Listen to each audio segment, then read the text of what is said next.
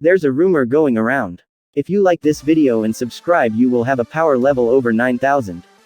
Hi guys, this is the next part of What if Itachi Uchiha was reincarnated in the world of fairy tale. I hope you enjoy. It's been a week since the Harvest Festival ended. Everyone was, in their own way, shocked about Laxus getting kicked out of the guild. Natsu in particular threw a tantrum. I can't accept this, Gramps. Why did you kick Laxus out? He's one of us, you know. Just cause he started a fight doesn't change that. Natsu shouted at the master who was sitting at the bar counter looking to be in serious thought. Enough, Natsu, Urza said. I still gotta square off with him again. I'm gonna get strong enough to beat him all by myself next time. Natsu declared. Enough. Put yourself in the master's shoes. Do you honestly think he wanted to expel Laxus? Urza said. But it turns out Laxus is a dragon slayer just like Natsu, you see, Happy said. No, he is not a dragon slayer. Makarov said as everyone gained confused expressions. When Laxus was a little boy he was very weak. So his father, my foolish son, Ivan, implanted a lacrima in his body that allowed him to use dragon slayer magic. A dragon slayer magic lacrima? I never knew such things existed, Happy said. Some people from some dark guilds were experimenting on ancient magic like dragon slayer magic. They wanted to see if they could copy a dragon's power to increase their own army's strength. However, the Magic Council managed to stop them and confiscate most of the lacrimas. I assume Ivan must have had some connections in the underworld if he managed to get his hands on one. Itachi said. Yes, most likely, and I have been such a fool for ignoring Laxus all this time. I could have prevented this battle of fairy tale. But no, I wanted the boy to sort out his problems on his own. Therefore, Makarov then walked into his own personal chamber and exited with a large bag on his back, so large that he couldn't even get it out of the door. Due to my grandson's foolishness, I will retire my title as guild master. Makarov announced. Master, there's no need for that. It's not your fault, you don't have to leave. Jet said as he and several others gathered around Makarov trying to talk him out of it. Yeah, Master, you don't have to go because that Laxus made a mistake. Droy said. Please do not make Laxus' punishment any worse than it already is. If Laxus were to learn that you had left your role as master, Fried said, having cut his hair extremely short as a sign of repenting. With his words he was able to convince the master of otherwise. The rest of the Thunder God tribe began opening up to the others as well. You have my permission to use me as a model for your paintings. But don't get the wrong idea. I don't do nudes, Evergreen said as she did some poses for Ritas. Oh Ritas said with a sweat drop. How is this? Or is this better? Hurry and start painting, Evergreen said. So are you and Loki in Louvre? Bixlo asked Lucy with Happy and his dolls floating around him. In Louvre, the dolls chanted. They're in Louvre, Happy said. You're obnoxious, Lucy said with an annoyed expression. In Louvre, Bixlo said. In Louvre, in Louvre, the dolls chanted. Urza was by the bar counter talking to Makarov and Itachi. Master, Oni-chan, can you tell me more about Mistogen? Urza asked. I never imagined he would have the same face as someone you knew. I'm sorry, I don't know much about him myself. He's a very quiet person. What about you, Itachi? You're the one person who's talked with Mistogen on several occasions. Can you shed some light on the situation? Makarov asked, directing the attention to the young Uchiha. I do know why he looks like Jalal, and I do know a lot about him. Itachi said. But he asked me to keep it a secret. So I'm sorry, but I can't tell you anything, Itachi said when suddenly Urza grabbed onto his shoulders. Oni-chan, please, Urza begged. I will tell you this, he is not the Jalal we know. He is a different person entirely, Itachi said as he felt bad about not telling Urza the truth about Mistogen. But he did owe Mistogen for not telling anyone about his sickness. What does that mean? Can you at least tell me why he looks like Jalal? Urza asked, shaking Itachi's body much to his annoyance. Look, everything will be revealed within time. In the meantime, try not to think about it, Itachi said as he poked Urza's forehead. Oh, and by the way, congratulations on winning the Miss Fairy Tale contest, Itachi said with a smile. Well, I did win for you, Urza said with a small blush. Itachi chuckled. Yeah, thanks. By the way, shouldn't you get ready for the reporter from Sorcerer Weekly? Mira Jane said as she brought the master a new drink. Oh, I forgot. Requip. Urza changed into a dress. I must go and fix my hair. She sure wants to make a good impression for our guild, doesn't she? Mira said with a smile and a light chuckle. Honestly, She can get worked up over the silliest things. Itachi said with an inward smile. Aren't you going to get ready? Mira questioned. Why should I? I have never cared about those sorts of things. Itachi replied. Well, you are very popular. I bet even those reporters would kill for an interview with you. Plus, you're even ranked number 1 on the hottest guy list. Mira said. I never asked for it though.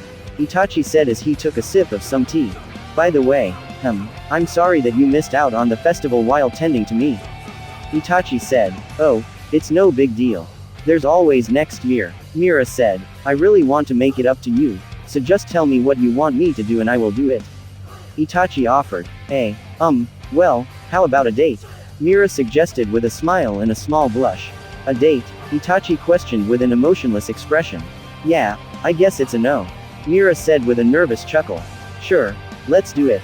Itachi said. Mira questioned with a small blush and with a confused expression. Sure, let's go on a date. Itachi replied. What? Everyone who heard them questioned in shock. Mira's blush grew even more as her entire face was red. So cool. A new voice was heard. Itachi turned to face a hyperactive blonde man with a camera hanging around his neck. He was wearing a pink t-shirt, blue jeans, and black shoes. Cool. Oh no. Hello Jason. Itachi sighed. So cool. The demon eyes of Fairy Tail, Itachi Uchiha and the she-devil, Mira Jane Strauss, are going on a romantic date. So cool. The reporter known as Jason cheered as he took some pictures. Ever heard of personal space? Itachi asked annoyed. Oh, that cold stare. So cool. Jason said as he got chills. Da date, with Itachi, Mira muttered blushing as it looked like steam was coming from her head. Where are you planning to go? Jason asked. No comment. Itachi replied. How long have you been dating? Jason asked, still acting all hyper. No comment. Itachi replied with a deadpan expression. Have you kissed yet? Jason asked, making Mira blush a little more. No. Itachi replied, still with an emotionless deadpan expression. Have you had sex yet? Jason asked as Mira just blushed even more and fainted just by thinking about it. No. Itachi replied, still not showing any sign of losing his composure. What do you think your millions, billions of fans would think about this new relationship? Jason asked. I don't care. Itachi bluntly replied to the reporter. You're just so cool. Jason said, moving his arms in excitement. Would you mind if we had an interview? I would rather not. Now go away. Itachi bluntly replied with an emotionless expression. Ah, dang it. Jason dripped his head in defeat. Itachi turned to the fainted Mira. Mira, are you all right? Itachi asked with a little concern in his tone. Oh, Titania Urza. Jason instantly turned his attention to Urza and ran over to her. Jason then asked Urza to re-equip back into her original armor. She complied. But this is how I always look. I went through all that trouble to dress up, Urza said with a small blush. No problem. Seeing your most natural state is what I wanted most. Cool. Jason said as he took some pictures of Urza. He then proceeded to interview her. Altogether, how many kinds of armor can you re-equip into? Over 100. Urza replied. Cool. Which one is your favorite? Jason asked. The bunny girl one. Urza replied. Bee bunny. Jason questioned with a blush. I find the ears adorable. Urza replied. Cool. Itachi's sweat dropped. I really need to talk to her about that. Itachi then looked over to Mira, who had gotten back up but was still blushing. Mira. Oh, yes. Mira quickly replied as she was brought back to reality. Are you okay? Itachi questioned. I'm perfectly fine. Mira replied, still blushing a little. So, about the date, how about tomorrow? Itachi asked. Yeah, sounds good, Mira replied, trying to regain her cool. It's gray, in the flesh. Jason said as he ran past Lucy, pushing her to the side. Who are you? Gray questioned. Oh, he's the magazine reporter, remember? Juvia said. Oh, are you Juvia? Exclamation mark. Cool. Gray, why are you always so quick to take your clothes off? I don't take my clothes off. Don't treat me like I'm some pervert. Gray said despite the fact that his pants were missing. Gray-sama, your pants. Juvia pointed out for her crush. Oh. Gray looked down and gasped in shock. It's so hot in here. Maybe I should take some clothes off too. Lucy said, trying to gain Jason's attention so that she could be in Sorcerer Weekly. Alright. Natsu pushed some tables back, pushing Lucy to the side with them. Which one of you is the reporter? Natsu, the salamander. Alright. So cool. Jason said as he waved his arms in excitement. Alright, I'll teach you to always write bad stuff about me. Natsu said as he looked at Jason in a fiery rage. Yes. Jason shouted in excitement. Always saying how I destroyed this or how I destroyed that. So cool. So cool. So cool. Oh, man. It's the real deal. Ultra cool. Jason said as he extended his hand towards Natsu. Please let me shake your hand. Shut up. Natsu punched Jason in the face. So cool. Jason rolled across the guild hall. Oh, man. Too cool. He's a hero, alright. I've never seen such a cool handshake in my life. Jason then went across the guild hall and interviewed everyone besides Lucy, whom desperately tried to get his attention. Team Shadow Gear. Is there really a love triangle going on? Jason asked Levi and her team. Jet and Droy then stepped in front of Levi. No comment. They both said in unison. Your answer is no comment. Oh man, that's awesome. Jason said with a little too much excitement. He then went over to Fairy Tail's #1 drinker Kana. Kana, you should do some glamour shots for us sometime. Just sit down and drink up. Kana said. Jason then went over to Makarov. Master, what are your guild's ambitions? Oh, the daily pursuit of devoting ourselves to love and justice. Makarov said as he was shaking and lying through his teeth. Is the Thunder God tribe being disbanded? Jason went on to interview Freed, Vixlow, and Evergreen, ignoring Lucy. No. Freed simply replied. Of course not. Vixlow said. We're going to make up for Laxus' absence. Evergreen said. Jason then went over to Lackey. You got a full makeover. Jason said as Lackey had cut her hair shorter. I'm aiming to win the next Miss Fairy Tale contest. Lackey said with a wink, as Lucy constantly popped up in the background trying to gain Jason's attention. Jason then went over to Macau and Wakaba. It's good to see you two again. You've really grown up. Wakaba said. Go easy on us, okay. Macau said as Jason kept taking pictures. Of course. Jason said still ignoring Lucy. Poor Lucy, until she gains a powerful reputation I doubt Jason will be interested, Itachi said.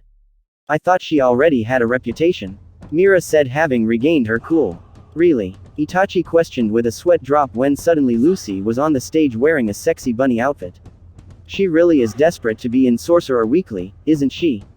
Itachi said with a sweat drop. Oh my. Mira said with a light chuckle. Look at me, everyone. I'm going to sing now. Lucy said as she gained the attention of everyone, especially most of the male population of the guild. Suddenly she was pushed to the side by Gajil, who had a guitar in his white rocker suit again. I'll handle the singing. Shoo-be-doo-ba. Gajil. Several people said in unison. You again. Jet and Droy said. Oh, sweet. Black Steel Gajil. So cool. Jason said as shivers of excitement ran through his body. In this world where they just make fools of themselves, you always made a fool out of yourself.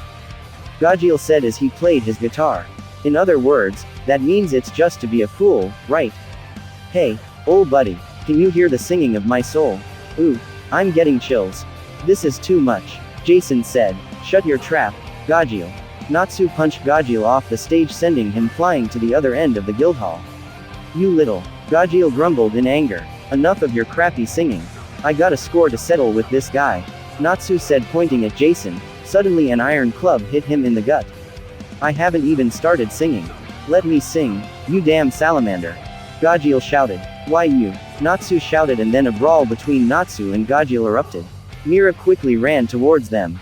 Hold on, you two. There's a reporter here. Alright. 2 dragon slayers slugging it out in a dazzling ultimate battle before my very eyes. It's settled. The next photo spread will be detailed pics of this. Jason said as he began taking pictures of the 2 dragon slayers fighting. So cool. So cool. Could you look over here? That's it. So cool. Jason said, as he somehow got in between Natsu and Gajil. He was punched by both of them, knocking him to the floor. This is hard-hitting reporting. So cool, he's definitely a pro. Happy commented as he popped out of nowhere, shrugging his shoulders. Okay, that's enough. Itachi said as he grabbed Natsu and Gajil by the collar. Hey, Itachi, don't get in the way. Natsu shouted when suddenly Itachi was kneeing Natsu in the gut, knocking him out cold. Itachi then dropped Natsu's unconscious body onto the floor. Ha, that's what you get, salamander. Gajil said. Suddenly he got kneed in the gut by Itachi, knocking him out cold as well. And dropping his unconscious body next to Natsu's on the floor. So cool. Jason said, taking one last picture before he fell unconscious. The next day, Itachi stood in front of a water fountain in the center area of Magnolia.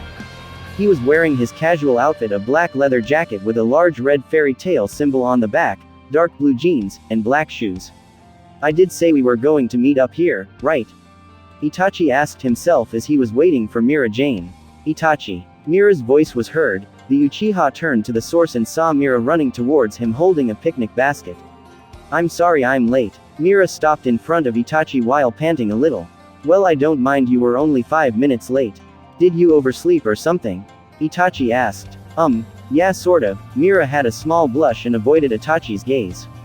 As she had stayed up all night cooking. Itachi then noticed the picnic basket. You didn't have to make that, you know. I was willing to pay for anything. It's fine. I thought a picnic would be nice. Mira assured with a smile. Itachi couldn't help but smile himself when he saw Mira's smile. Well, I do enjoy your cooking. So where do you want to go? How about we go around town to find a spot for our picnic? Mira suggested. Sounds good to me. By the way, do you want me to carry the basket? Itachi asked. Oh no, I got it. Mira said. How about we both carry it? Itachi suggested and grabbed the handle as his and Mira's hands touched. Yeah, sounds good. Mira replied with a faint blush as she looked at their hands holding the handle of the basket. She noticed the difference in their hand sizes. Hers was small and slim, while Itachi's was big and strong. Itachi and Mira then began walking together, not noticing a certain armored redhead hiding behind a tree. I've always wanted to go on a picnic, Urza muttered as she clenched her fist while holding the tree, cracking it. Still, I can't believe Oni-chan and Mira are going on a date. Soon they might get engaged, then married, and I get to be a bridesmaid. Then there's children who will call me Auntie Urza, or Urza Oni-san, Urza said as images of small dark-haired children that looked like a small version of Itachi and Mira appeared in her mind. While as a certain tall white-haired man hid in an alley. He better act like a real man to Nei-chan or else, Elfman said as he stared at his older sister and Itachi. Itachi was sweating comically. Did they really think they can hide from me? Itachi thought and looked over to Mira, who didn't seem to notice that Urza and her little brother were following them. Well, I shouldn't worry her about it. Itachi decided to pretend that they weren't even there. As they kept walking, Urza and Elfman slowly followed them when the two of them suddenly noticed each other. Urza, what are you doing here? Elfman questioned when Urza shushed him and dragged him into an alley. Did you hear something? Mira asked as she looked behind them. No, not a thing. Itachi replied as he and Mira kept walking. They wouldn't have lasted as spies back in Konoha, that's for sure. Itachi thought. What are you thinking? You almost had us busted. Urza said in a whisper tone as she held Elfman up against the wall by his collar. Sorry. Elfman apologized in a whispered tone. What are you even doing here? Can't a little sister look after her big brother, when he's on a date? I think I have the right to help them decide on their future. Urza said, getting mixed up in other people's lives. What future? They're just on a date. Elfman questioned. True, it's dating now, but it can later lead to engagement, marriage, kids. Urza said as she had already begun imagining what Itachi and Mira's future would look like. Don't you think you're overthinking this? Elfman said with a sweat drop. Anyway, why are you here? Urza asked. I'm here to make sure he acts like a proper real man with Nei-chan. If not, I will, Elfman said, clenching his fist.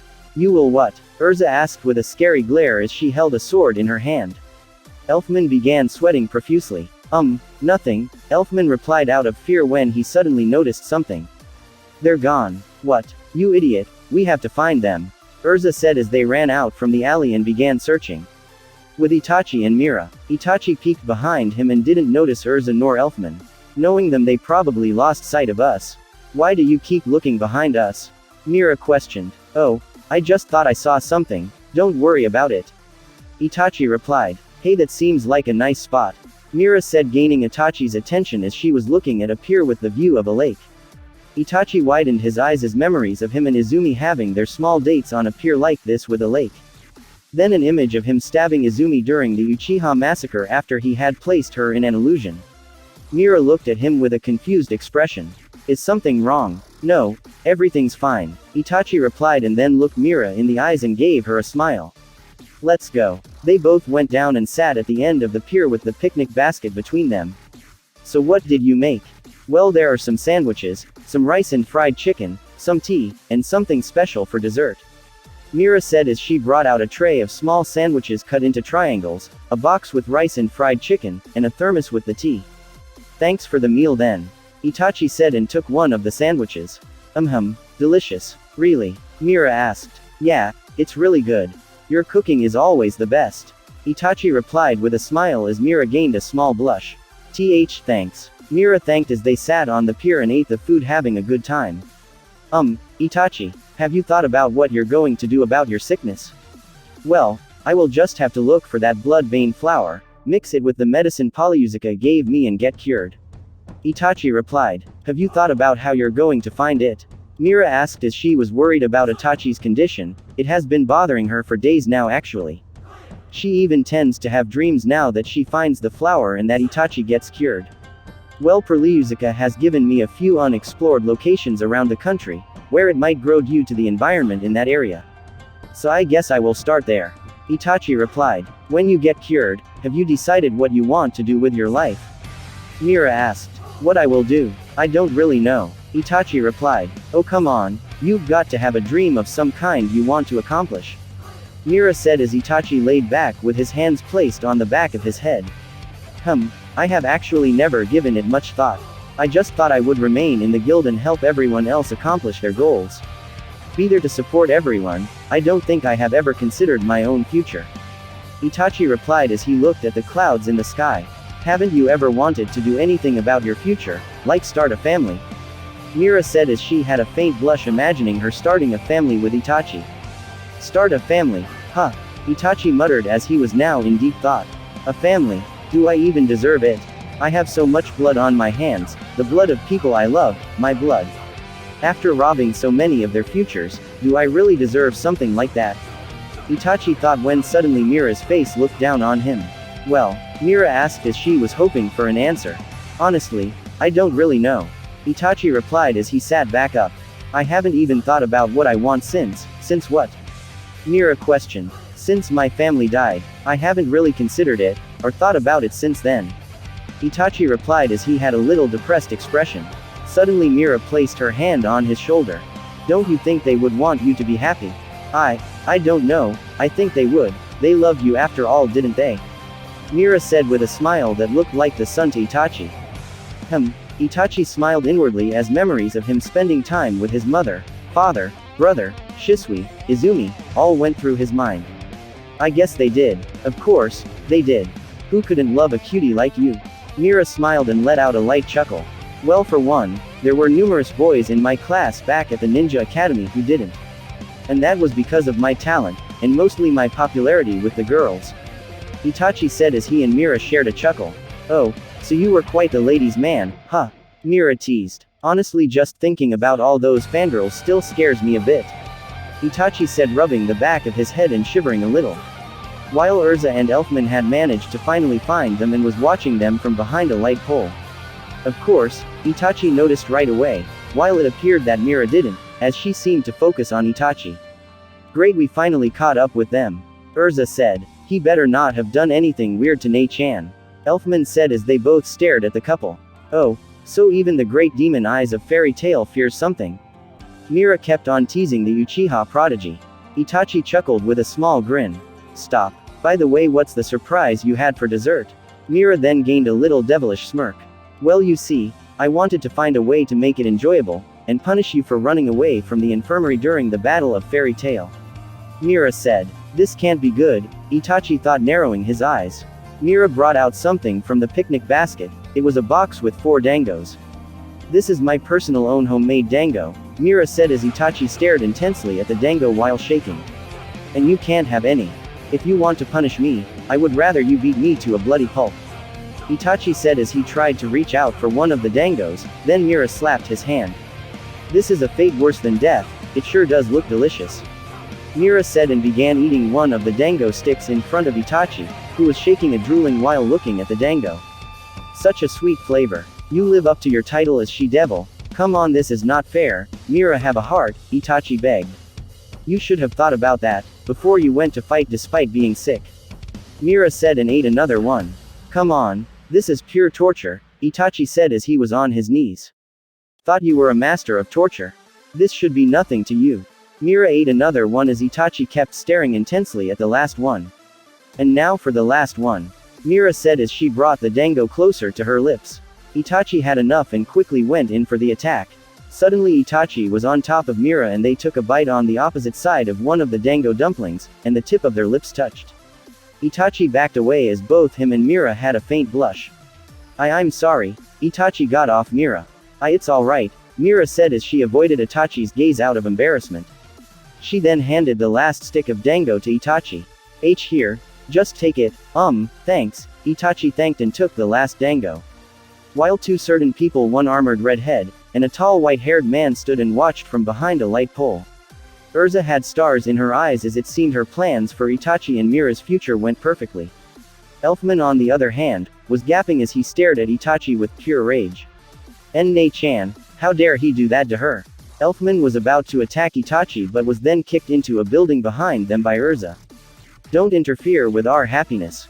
Urza said, including herself in Itachi and Mira's happiness. Geez, how long are they planning on spying on us? It's kind of embarrassing. Mira said with a small blush, as she was referring to her old rival and her little brother. You mean you noticed them? Itachi questioned in shock as to why she didn't mention it before. It's kind of hard not to, they really stand out in a crowd, you know. Mira replied with a light chuckle. And here I thought you didn't notice them.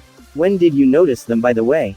Itachi asked. Well, I noticed Elfman following after me when I went to meet you. I noticed Urza when we started to walk around town to find our little perfect picnic spot. Mira replied. I only noticed them when we met at the fountain. Itachi said. Then why didn't you say anything? Mira questioned. Well, I didn't want to bother you with it. Why didn't you say anything?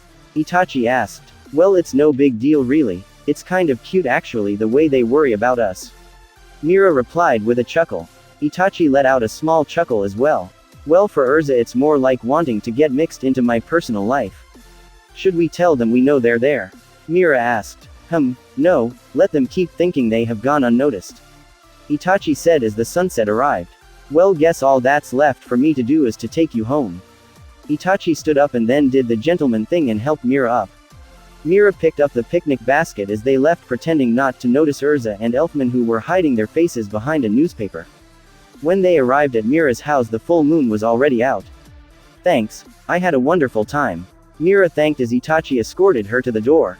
It was my pleasure. Oh, and here, Itachi brought out his old necklace he got from his parents when he joined the Anbu. It had 3 silver rings with small red gems inside them.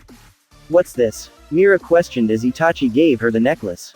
A little reminder of our date, do you like it? Itachi asked. Mira smiled and had a faint blush on her cheeks. Yeah, I love it. Itachi smiled as he then gently poked Mira's forehead. Well then, I will see you at the guild tomorrow. Good night. Yeah, good night, Mira said as her hand was placed over the spot on her forehead where Itachi poked her. Itachi walked through the dimly lit streets of Magnolia as he was heading back home. Guess I found one. Meanwhile, back at Mira's house. She was in her bedroom wearing her white nightgown. As she looked into a mirror, she took the necklace she got from Itachi and put it on. He's such a sweetheart, Mira said as she had a faint blush, while touching the necklace from Itachi that was around her neck. When she suddenly heard Elfman returning home. And here comes Mr. Overprotective, Mira said with a small chuckle. Back with Itachi, who was still walking through the streets of Magnolia.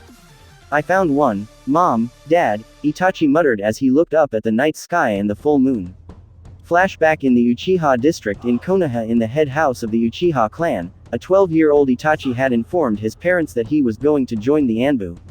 His parents gave him a wrapped-up gift.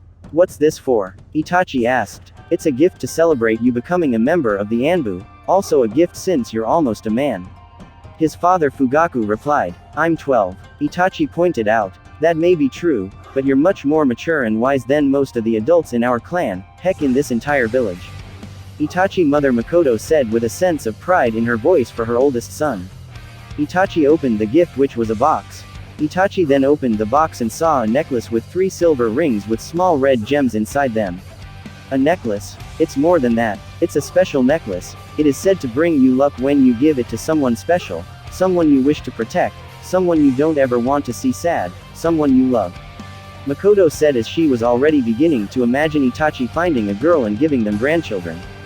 Well and it is said that no matter how far away this person gets from you, the two of you will always be together. Fugaku said with the famous emotionless Uchiha expression, unlike his wife. Itachi, do you have anyone like that now? Makoto asked. Well, I'm not sure, Itachi replied. Of course, there was always Izumi, but he didn't exactly know how he felt about her. Guess I maybe just haven't found one yet. Flashback end. I'm pretty sure now though. I did have feelings like this for Izumi, but I never realized it until she was gone. But now that I know what these feelings are like, Itachi thought as he looked up into the night sky. I know for sure now, Itachi said as he went on home as the full moon shined in the night sky. Although whether or not I deserve her love is a totally different question. Itachi thought when he suddenly remembered what Mira said. I think they would. They loved you after all, didn't they? Mira's words echoed through his mind. You truly are a kind, gentle child. Itachi's father's last words echoed through his mind.